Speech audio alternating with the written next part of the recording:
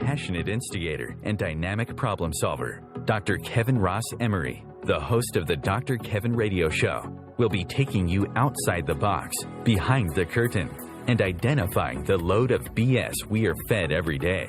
And now, Dr. Kevin. Hello. And welcome to the Dr. Kevin Show here on Om Times, where we're changing the world, wait for it, one Om at a time. Oh, great. As I have been promising you, we have some changes and upcoming changes for the Dr. Kevin Show. And we're going to be releasing a new format and a new lineup coming in January. Part of this new lineup and new show is going to be including my co-host today, Ashley Olstein. Ashley, hello. Hello, how are you today? Well, you know, I'm only fabulous, but I'm kind of trying to work towards fantastic. You know, it's a stretch. Understood. But how are you today, Miss Ash? You know, I'm doing pretty well today. It was I woke up to a little bit of snow, which was nice. I liked it. Just a little bit, and then it went away, which is how I like it. Yeah, I mean, it's been a little, I didn't even really see it. And, I've been actually with clients since 8:15 this morning. I'm on my 12th mile of walking today. And and it's been miserable and rainy, but no snow. Well, it was early. It's been miserable and rainy for the rest of the day, too. But I kind of liked it. It felt cozy. So, we're going to be seeing Ashley on a very regular basis, as all of you have been part of the Dr. Kevin experience, the Dr. Kevin Show experience for the last several years here, has known that Lori, who was doing some co-hosting with me, had to step away, and we miss her dearly. And Miss Ash, you have big shoes to fill. I know. I will never fill them. I will just change them. But I miss hearing Lori too. Yeah, good answer. I like that. I'm not going to fill them. I'm going to change them. Mm-hmm. Somehow I suspect your heel might be a little higher. You know me too well. But for our listeners, I'm going to have Ashley to introduce tonight's guest in just a moment.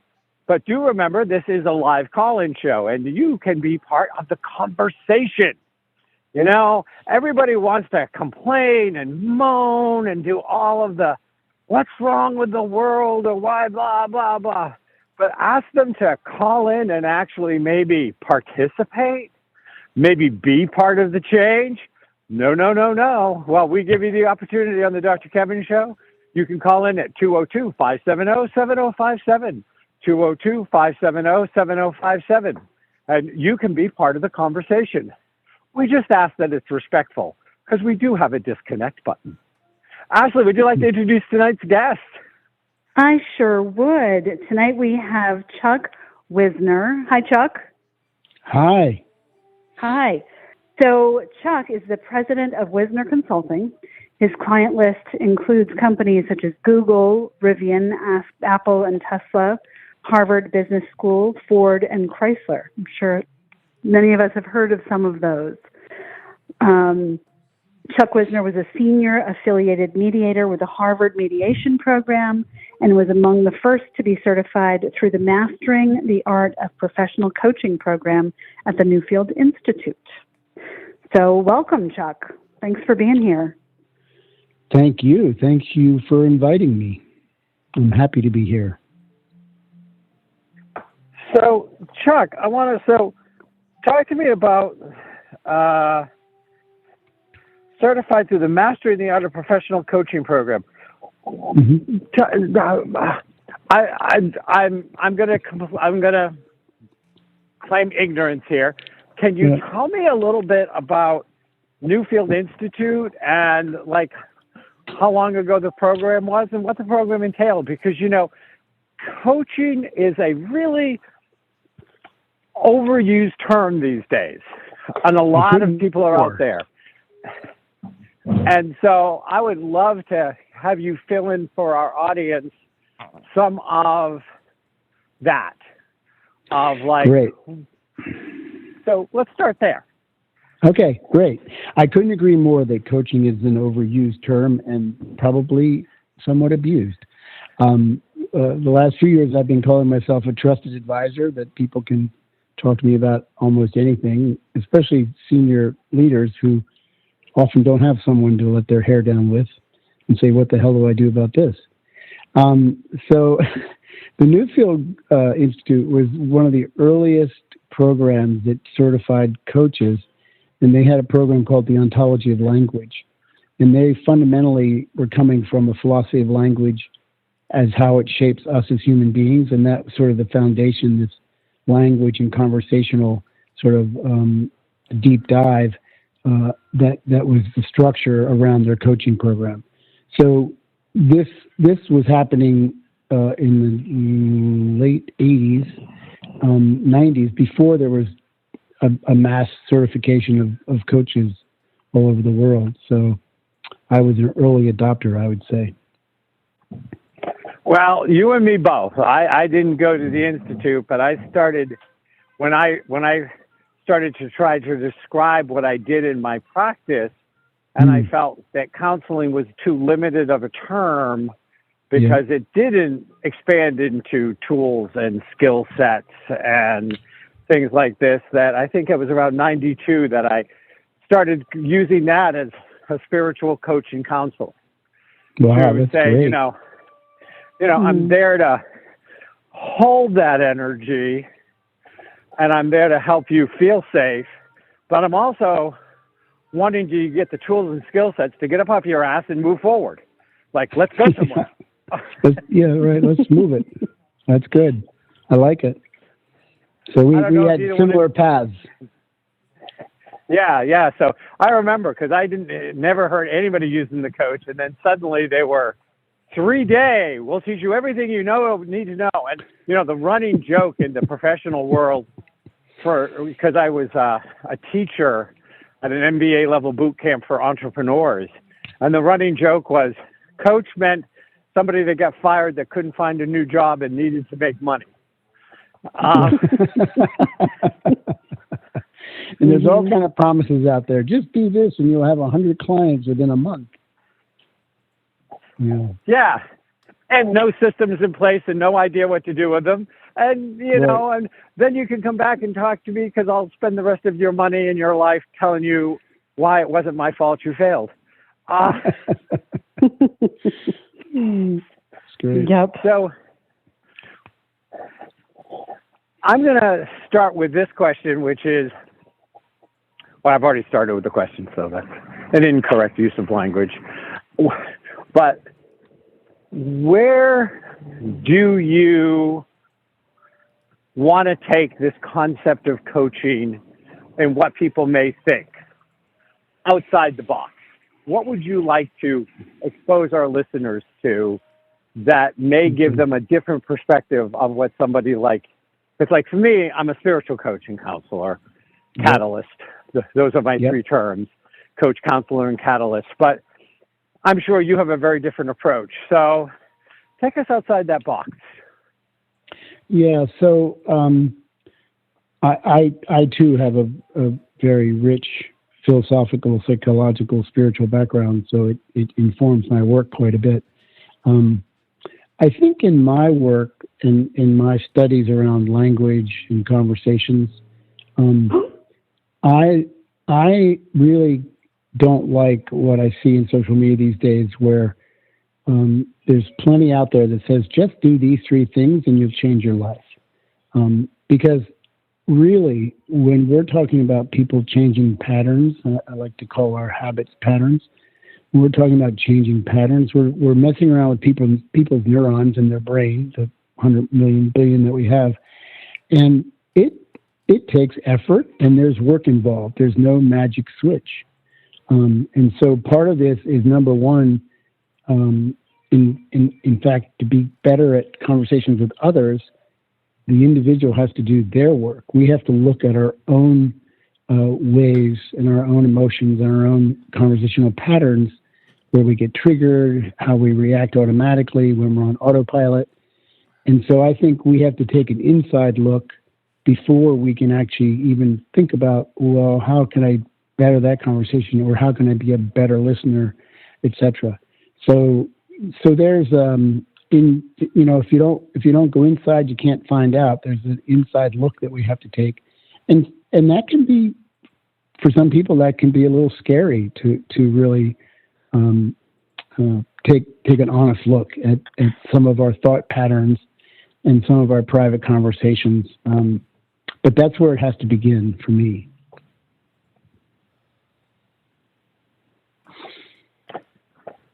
Ash, any questions or thoughts you'd like to share? Well, I am fascinated by all of this. And, Dr. Kevin and I, we've talked a lot about communication skills and the like. Yeah. So, and I think that one of the things you touched on was about listening, and that I think that's a part that a lot of people kind of skip over, that part. And I'm guilty of it sometimes too. Thinking about, as somebody else is speaking, thinking about what you're going to say and responding before you've actually even absorbed what they're trying to get across. And so I think that we're living in these little bubbles that interact a little bit, but they're really isolated. Yes, and part of that, a big reason for that, is we actually are never really taught interactive conversational skills. We pick them up from our families, from our cultures, from our every experience we've had, from a good leader, from a bad leader. We pick up these patterns of communicating, and often they're self-centric, and that's why the notion and the pattern that you mentioned about our listening, we're thinking while we're trying to listen. There's an incredible amount of noise that goes on in our brain, trying to make sense of the world. That's a good thing. Our brain takes all these billions of bits of data and helps us create a story about what's happening. But if we are just taking that and operating on autopilot and not able to sort of be more aware of our own thinking patterns, which are running underneath the conversation, then that's what's happened. That chatter, just sort of the committee up in our head, sort of is running all the time. And there are ways to sort of quiet that committee down, so we can be more present and more aware. So there are practices that we can do, and it takes a little bit of work. Does that make sense? It certainly does. Who does that sound like, Ash? Does that make sense? I've heard me say that a million times. Yes, if I had a nickel. Well, and you talked about the committee, and I've myself have used that kind of reference as well. But sometimes, isn't it just to help, if we could start by identifying whose ears we're listening with? I like that angle. Go ahead. Go ahead, Chuck. No. Well, for me, the first point of being more aware about our listening is to realize that we aren't radio transmitters. We aren't like, signal sent, signal received. When our ears are picking up the signals, there's a whole filtering process that goes through before, while we're listening. There's a whole filtering process, and there's actually a part of our brain that makes sense of it all and creates a story based on our beliefs and based on our experiences. And so we have to start realizing that our initial intake isn't always correct. And often, sometimes the best way to stop that is to take a pause, and rather than react to people, is to ask questions to better understand, or to even repeat back what you heard, to say, am I getting the right signal here? because there's this whole filtering that goes on through our beliefs and our sort of our pattern thinking that has us ready to do the automatic response. So our ears are just receivers, but then it goes into our brain, and that's where all the magic happens, for the good and for the bad. Well, when I say what ears are we listening with is when, at such a young age, we take on the belief systems of our parents, of our older siblings, right, of the TV we watch. And sometimes it's, we always hear that horror story when in the situation comedy where the person goes, I've become my mother, or I've become my father. But it's looking and saying, are you listening with your ears, or are you listening with your father's ears to that story? Right, exactly. And our parents' ears and all our experiences are in that filtering system. So we live that. A story in my book, The Art of Conscious Conversations, is about, I was told when I was a young man, I had 3 sisters older than me who could do all the girl things and have emotions and cry, but all the things I didn't like to do, I was always told, you're not a big enough man. And I adopted that story. I adopted that story for 25 years of my life until I was able to bust it. And that's because if the grandfather's words that he said time and time again stuck in my brain, and that became a belief that I adopted as an innocent child. Didn't do it consciously, but because I gave his voice authority, I adopted that story. And that lived inside of me for a long time. So I think that's great. And, I think we all, when we get to the point that we break the myth, sometimes, in my practice, I call them the big lie. You didn't know it was a big lie. They might not have known it was a big lie, but it's breaking the big lie. Right. And, and so I think that's great. I as you're telling the story, I'm thinking, I remember the big lie for me was that I was stupid. And I went into my 20s telling people I was stupid. And people are like, you are not stupid. Like, this doesn't even compute. and I'm like, yeah, but that's what I heard growing up. I was stupid. And so that's what I repeated. So I get it. Yeah. I get it. Yeah, the messages are, that's the power of parenting, that if we aren't realizing how powerful our voice is, you can give messages like, you'll never turn into anything. You're not worth anything. You're not as smart as your girlfriends, your boyfriends. Those are critical things that stick because we unconsciously give those voices so much power. Absolutely.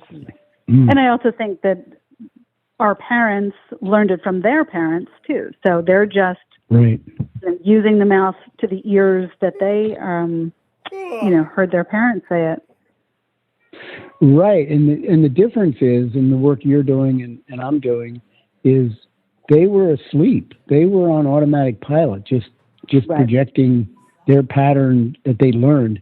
We have an opportunity to go, wait a minute, I can make a choice here about what I want to believe and what I don't want to believe. What stories do I want to live by? That's the point of waking up. That's the point of becoming more aware. And then the journey begins, because we no longer are just running on autopilot. Isn't that nice? Oh my God, Chuck! Don't tell me you're one of those. Don't tell me you're woke.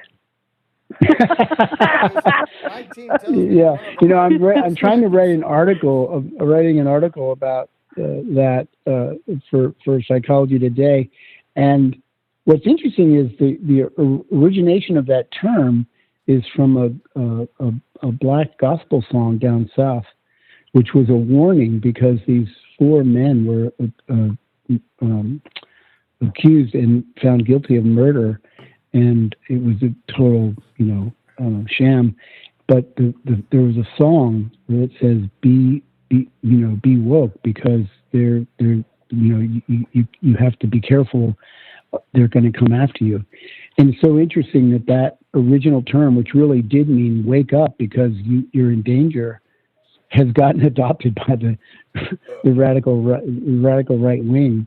And what could be better than to have people be more awake and more tolerant and more accepting and more compassionate than being awake? So it's quite an interesting twist that we have going on. And that's a perfect segue into the next question that I like to ask is, through your work and through your book, The Art of Conscious Conversation. Yep. Through the art of conscious conversation. Where would you like to expose what's behind the curtain today? And I always like to ask my guests this. So when I bring up this segment, which I don't always do, but I am with you, which is, yep. So where did this come from? Ignore the man behind the curtain. Yes, the good old wizard, right? Wizard of Oz, yeah. Like Wisner of Oz. Here we go. Wisner of Oz, yes. Wisner of Oz. I've had clients say, "Oh no, I've been Wisnerized." You know. But the whole thing is the great and powerful Oz was a shuckster sham whose balloon blew away. And so what you see today that is doing more damage to the art of having conscious conversations, that's trying to be portrayed as actually facilitating it. What would you say that is? What would you like to expose that's actually behind the curtain of what people are hearing today about how to have conscious conversation? X, what are you doing? Well, so I think a lovely book by Yuval Harari called *Sapiens* has an interesting take on history. And what I love about it and how it aligns with my book is that he goes through and says how civilization came to be, because our brains at some point, 500,000 years ago, or I don't know how right that number is, we learned to create stories and we learned to create myths. And when we have a myth that many, many, many people can buy into, then our civilization grew, so we could have more than tribes, but we can have cultures and we can have cities and we have et cetera.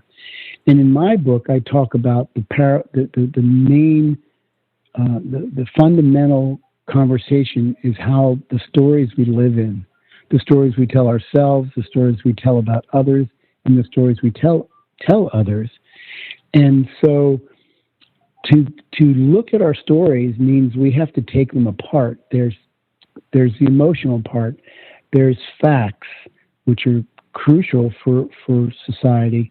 And then there's our opinions, which is where everything gets messy, because our opinions contain all of our beliefs and all of our patterns and all the things we adopted from our families and our cultures.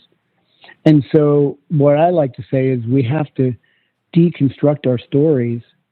The ones that are serving us well, I think, enjoy. But the ones that are holding us back, or the ones that are keeping us to get where we want to go, or the ones that are keeping us stuck in a relationship, we have to deconstruct them, take them apart, and really try to transform them to something positive and something that we can act on.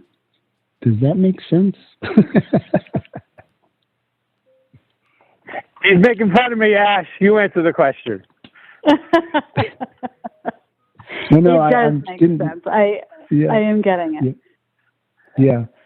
So one tool that I've done with hundreds of people is, and this was something that was created by Chris Argyris at the Harvard Business School probably 30 years ago, but it was too early. He was before his time. And that is to simply take a tough conversation. Take a conversation that you walked away from frustrated or angry or, really upset about the other person that has a lot of judgment involved. And take a piece of paper, and on the right side of the paper, write down what you were thinking, what you were saying. I said, what do you think of the project? She said, it's too soon to tell. I said, well, we have 2 months until we have to do a report. She said X. So just write down 4 or 5 exchanges of that conversation. Take a breath. And then on the left side, write down what you were thinking and feeling when both parties were speaking. So when I was speaking, what was I thinking and feeling? When she was speaking, what was I thinking and feeling? And it's remarkable how many people, when they actually write it down and get it out of the noise in their head, actually realize that, oh my gosh, my private conversation, which is what's happening on the left side of the paper, is really toxic. It's very judgmental. There are curse words. I'm defensive. Yeah, I'm defensive. I'm this, and this is fairly universal. And so that's an eye opener to do. And then the question is, how do we take that toxic judgment, which is like, you've got to do something with it, because my analogy is, if you keep stuffing toxic waste into an oil drum, sooner or later it's going to do 2 things. It's either going to leak out because it's so full, the seams will burst and it'll just leak out, or it's going to explode. And for people that hold in their private conversations and their private judgments, eventually it'll leak out. Either your body will be telling the story or you'll explode. And neither of those options are good. So if we take the time to say, okay, I had a really bad judgment about that person, or yesterday I had an encounter with a friend and I caught myself making an automatic judgment. And I just have to stop and go, okay, let me ask the right questions here to see what my judgment is about. Because under our judgments, we have concerns, we have standards that we're measuring by, we have give different people's voices power, and we have desires, and what do we want to have happen, what do they want to have happen. So this process of catching our private conversation, writing it down, eye-opening experience, and then we get to say, okay, what do we do with toxic waste? We process it. And so we get to process some of our private toxic work. And that's the beginning of changing our ability to have better conversations real time without so much noise in our head. So I know at any moment our music for break is going to come on, and there it is. We'll be back in just a moment with Chuck Wisner, and the author of The Art of Conscious Conversations, right here on The Dr. Kevin Show.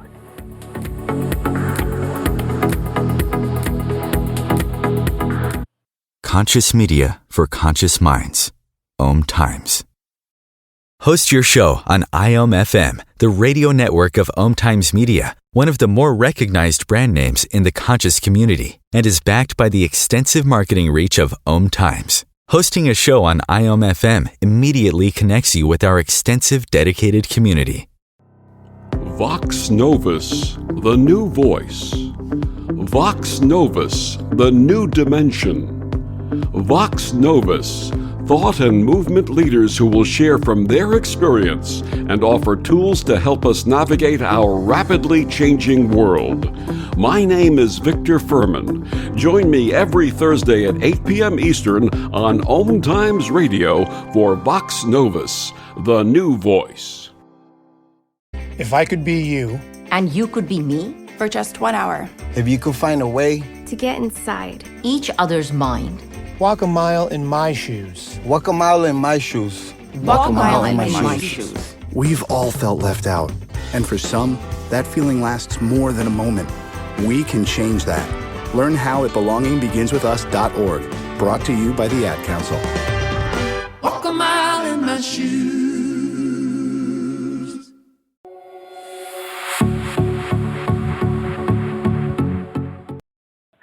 Hello, and welcome back to the Dr. Kevin Show here on Om Times.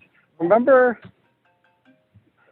that we are a live call-in show, and you can call in at 202-570-7057, 202-570-7057. Tonight's guest has wrote the book, The Art of Conscious Conversations. and I was listening. I'm sorry, Chuck Weisner, and I was listening to the ads which said that conscious media, conscious times, conscious this, conscious that. I got, wow, we're making Chuck feel right at home, aren't we? He's right up. Very, very happy here with my tribe of conscious people. I was gonna say, when you've reached your tribe. Yeah. So now, one of the things you said about writing down, and I love that exercise. I will freely admit it's not one that I am familiar with, but let me ask you this question. I often find, because I do a lot of couples work, and I know you do. I mean, I do some stuff with businesses still, because that was really my gig at the beginning of my life back in the last century. But I do more like a lot of one-on-one work these days for most of my stuff. And what I find so interesting is how much the memory gets altered to support how the person needs to perceive that they are. And how do you avoid that happening in this exercise? Because I know you know what I mean. Hearing a couple tell you each what happened, and you go, we in the same room? We in the same year? You're not even in the same country here, because it was so different.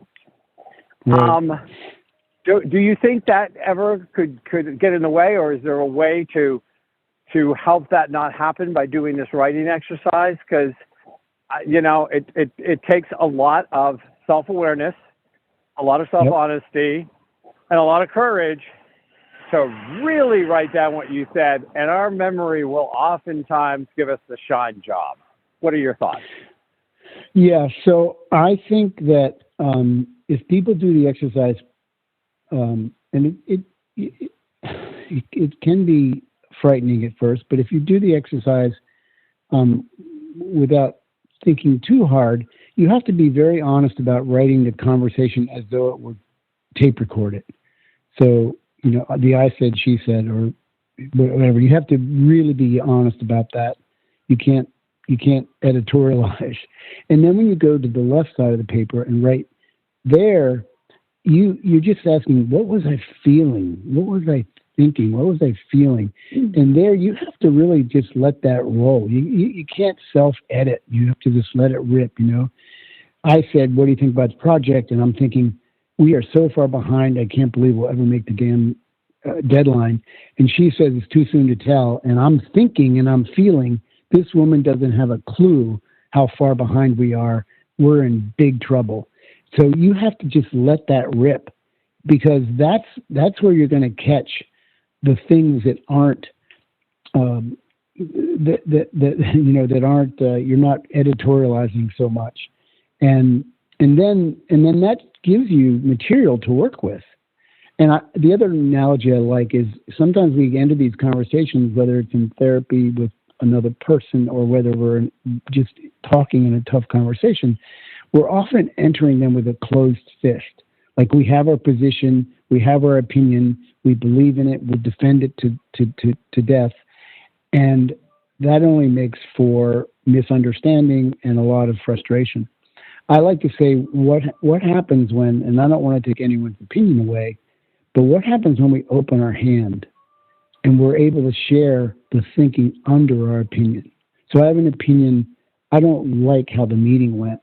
Well, I have 4 archetypal questions that I introduce to people, like, what are my desires? What are my concerns for the future? What authority issues are playing out? What standards am I using to make judgments? When we ask those 4 questions, we're like opening our hand and we're revealing the thinking underneath our position or our opinion.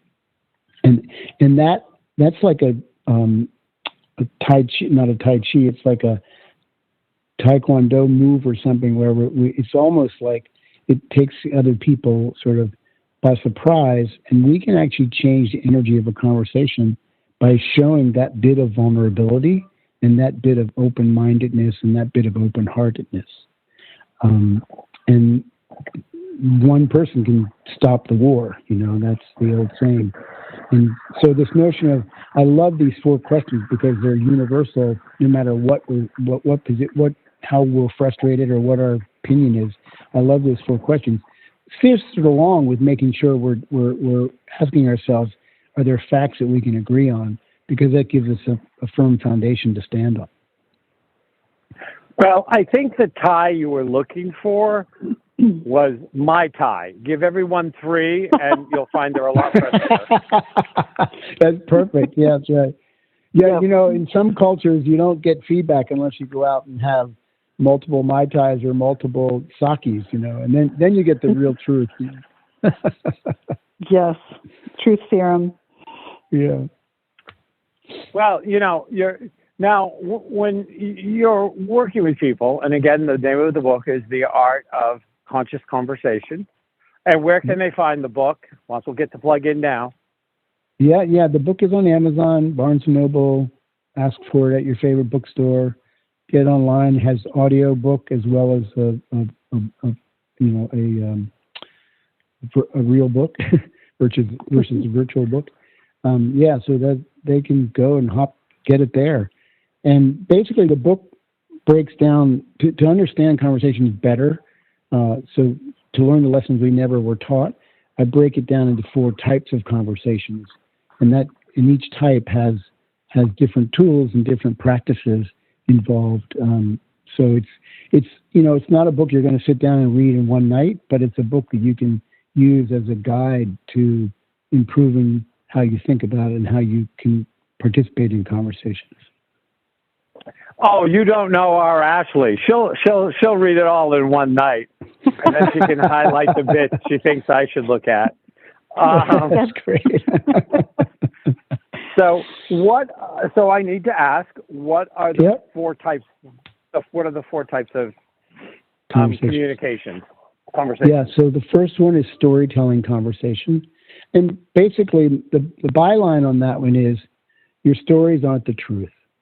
And when we hold our stories we believe our stories as the truth, or our opinions as the truth, that's when we're operating with closed fists.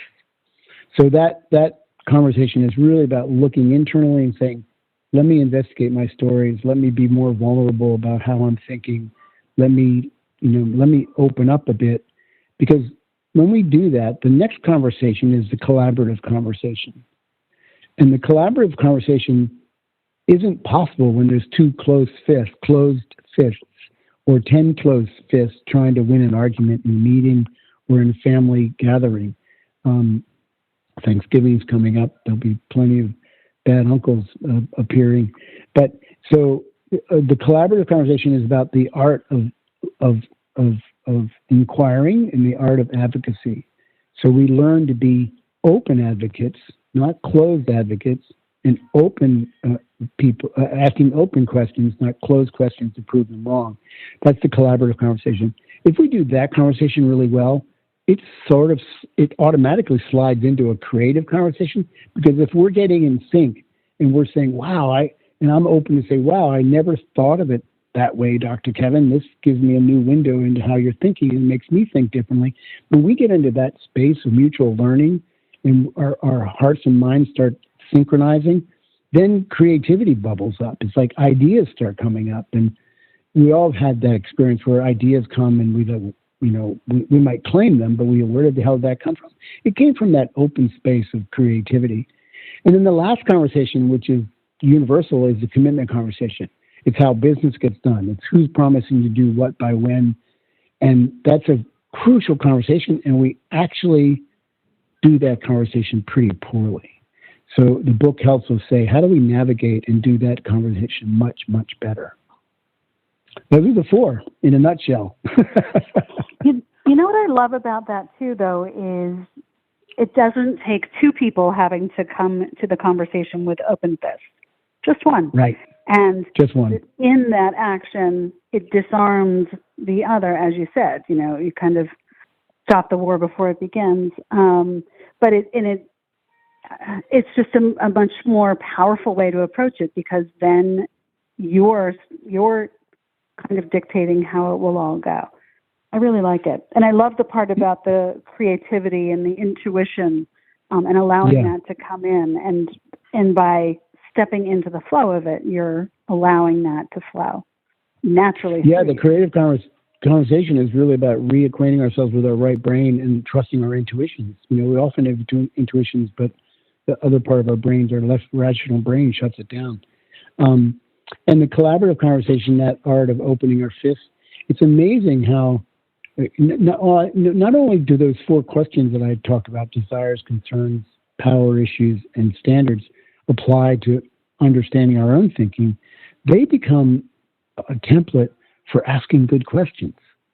So if you came to me, Ashley, with well, this is really a stupid idea. I think we should be doing X, and I don't agree. One thing I can do is really have open inquiry with you where I really, really want to understand your position. Why are you thinking this way?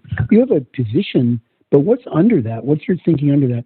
And so those 4 questions become a really good template for me to ask you good questions.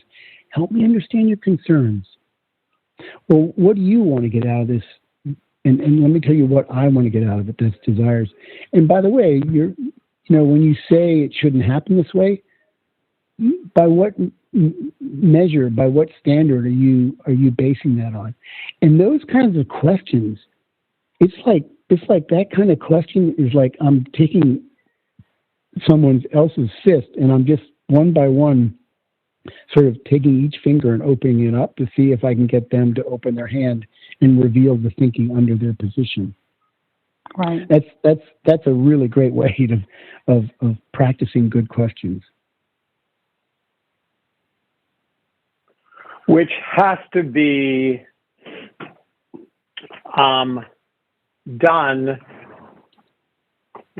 by the person who has a willingness to learn, is actively listening, and isn't just using it as a way to find the right way to get whatever they want. It has. That's you right. have to put the agenda that we go into conversations with,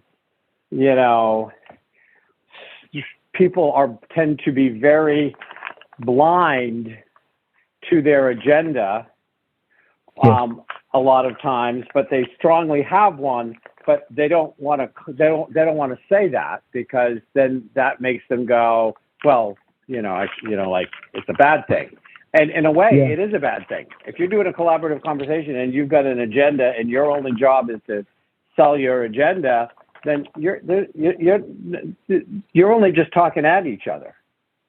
That's right. Those are the fist bumps, right? And for me, in the first part of the book, I talk about awareness, the ego, and when people are behaving that way or speaking that way or engaging that way, like you just talked about, Dr. Kevin, they're actually attached to their position. Their ego is attached to and their identity is attached to that position.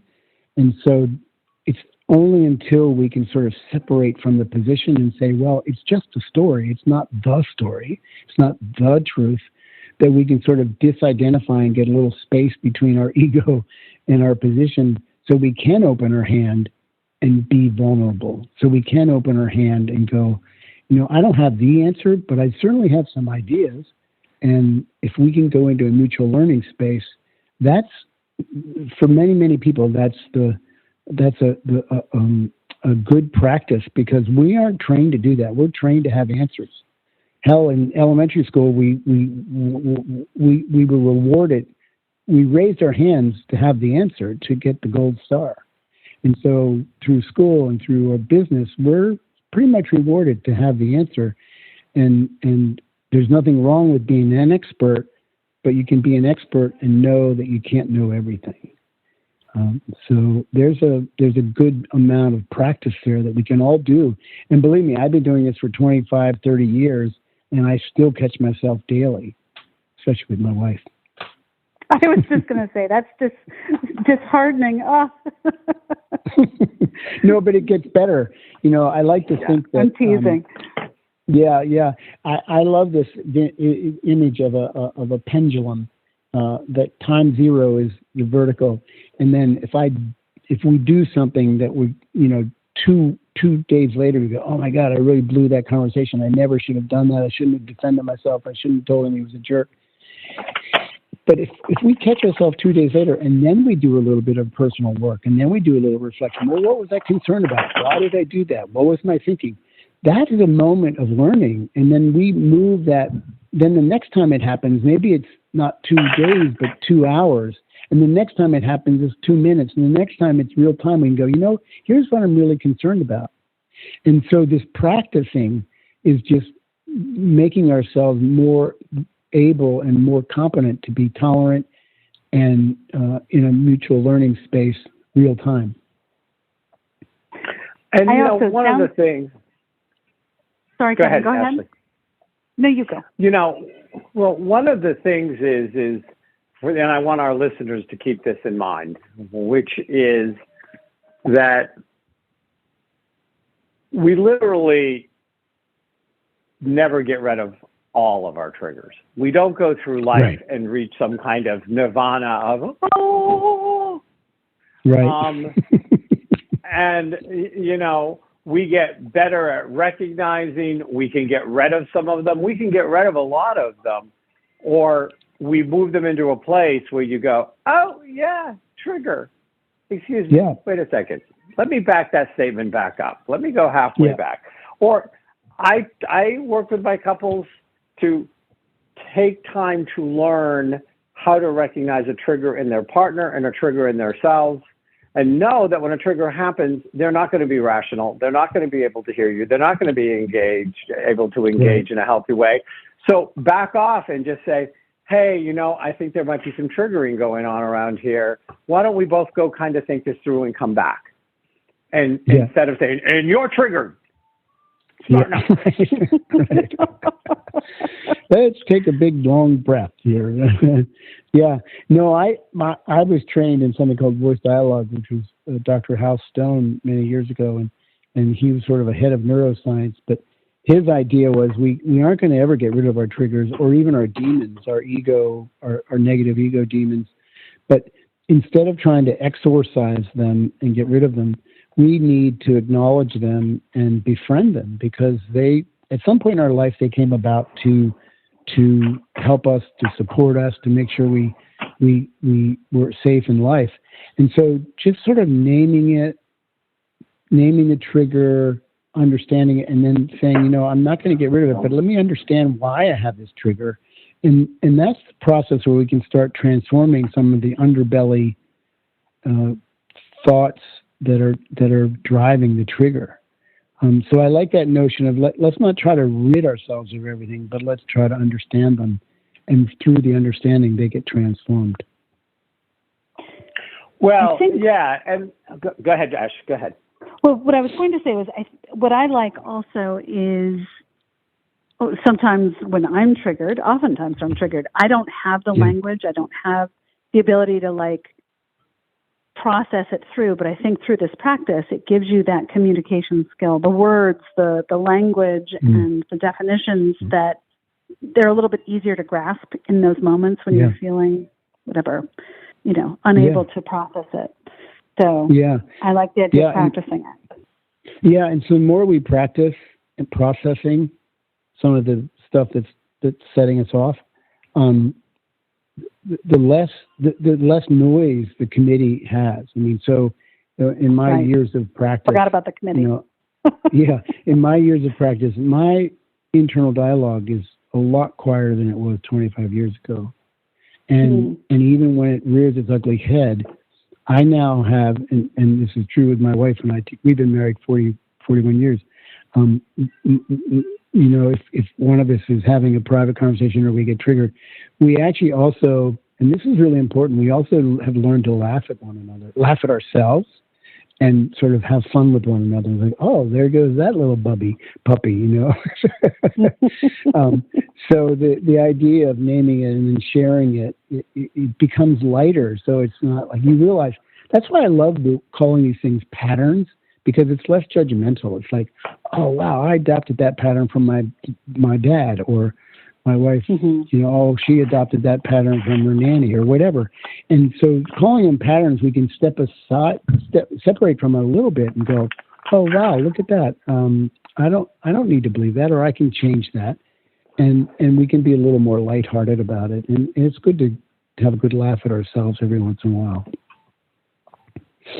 Yeah, I'm a big one of, if you can say something funny, it can break the energy. It can snap you back into going, okay, the world is really not going to end, and I need to back off from the ledge. I don't really need to jump off. Right. I can. Right. Exactly. What were you gonna? Sorry. You were gonna. No, go ahead. No, that's all right. With you. Sorry. I was agreeing with you. Yeah. So now, do you have any? You have the book. Yep. Are you still working with individuals or companies, or is really the book your focus? Are you teaching? Tell us a little bit about how you're bringing the art of conscious conversation into the world. Okay. So I still have some corporate clients, but really it's a handful. I'm not actually taking on new corporate clients unless they're really special. And really willing to do the work. Over the years, I've turned plenty of clients down that just they don't want to do the work. They just, I'm fine and I don't need the help. So I have some of that, but I also have one-on-one clients, and I'm expanding that world. And then I'm doing a lot of podcasts, and I was just in Detroit giving a talk about my book. So I'm saying I'm slowing down from the corporate consulting, and I'm doing more one-on-one work and advising, and I'm also working to get the word and the book out in the world. By the way, if people go to my website, chuckwisner.com, they can download a PDF of the introduction. Yep. So we can get that put in the comment. If Ash, do you mind putting that into the comment under tonight's show? You bet. I will take care of that. So we had no call-ins tonight? No, it's funny because I'm coming up to my 18th year, and I don't ever get a lot of call-ins, but I get a lot of feedback from people. And what I most often hear is,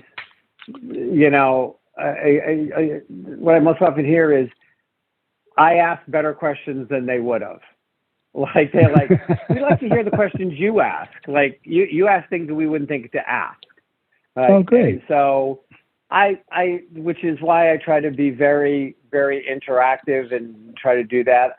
And I think one of the things is, so we've got a couple more minutes and the music comes in when the music comes in, but it's going to come in the next couple of minutes.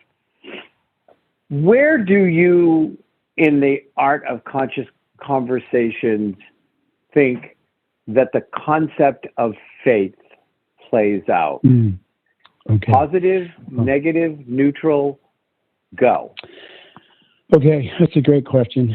So I make a distinction between religion and spirituality. I think that's an important distinction for people to have. I believe there's so many religions in the world. And just look at the state of the world and realize that a lot of we're still fighting battles because we believe our religion is the religion. So I think anybody can have the religion they want, and they do gather faith from their religion. But I think there's a dearth of tolerance, and that we should find our way that we want to connect with the universe or God, or however you want to define that. Sometimes I like to call it the mystery. And for me personally, I believe that I am part of the whole, which is much greater than just my community and my work and my family, the whole of Earth. And there are things, it's so complex, the mystery is so complex, and whether it's God's hand or however you want to define that I have faith that, and I've been blessed. I've been blessed in the sense that through many challenges, and I've had faith, life comes and delivers something to me that I needed or that was good for me. So there's a sense of just having faith that we're bigger than ourselves, our self-focus, and we can sort of trust the larger universe and the larger wisdom of the world. And there's the sign of the closing music. Thank you, Chuck Weisner. The Art of Conscious Conversations, available everywhere. Next week is Planetary Influences with Rob Stewart, where we'll see what's up in the skies and how it's going to influence us. Ash, are you going to join us next week? You're invited. I would love to join you. Thank you for inviting me. And Chuck, it was so nice talking with you. Nice to meet you both of over you. there. Yeah, great to meet you. Thank you for taking the time and inviting me to your show. And good luck with your book.